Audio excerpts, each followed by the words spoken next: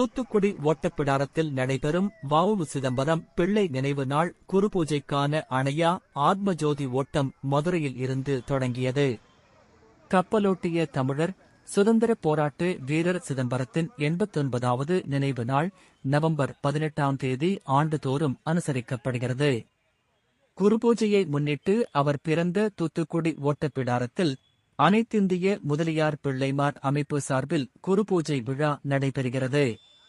மதுரை சிம்மக்கல்லில் உள்ள அவரது திருவருவ சிலையில் இருந்து கிளம்பிய அணையா ஆத்மஜோதி ஓட்டத்தை வ.உ. சிதம்பரம் பிள்ளையின் மகன் வழிப்பேரன் சிதம்பரம் வாலேஸ்வரன் தொடங்கி வைத்தார்.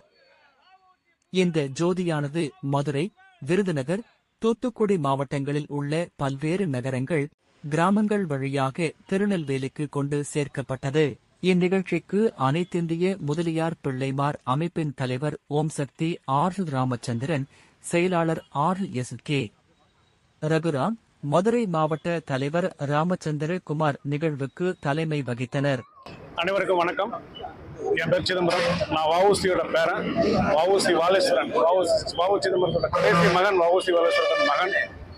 இந்த வரும் 18ஆம் தேதி ஒட்டப்பிடாரத்தில் நடக்க இருக்கும் வ.உ.சியின் குரு பூஜைக்காக திண்டுக்கல்லிலிருந்து நேற்று மாலை ஒரு ஆன்ம ஜோதி அனைத்து இந்திய முதலியார் பிள்ளைமார் சங்கத்தால் துவக்கப்பட்டு இது அனைத்து மக்களின் ஒத்துழைப்போடு அங்கு அமைச்சர் திரு ஐ. பெரியசாமி அவர்களால் துவங்கி வைக்கப்பட்டு இன்று காலை இங்கு வந்தடைந்தது.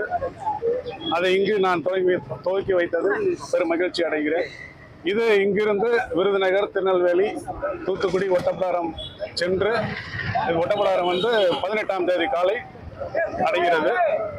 அதை நமது மாண்புமிகு அமைச்சர் பழனிவேல் தியாகராஜன் அவர்கள் பெறுகிறார்கள். இது ஒரு மிகச் சிறப்பான ஒரு குரு பூஜையாக இப்ப நடந்து கொண்டிருக்கிறது. அனைவரும் வாங்க, ஆதரவு தாங்க. சந்தோஷம்.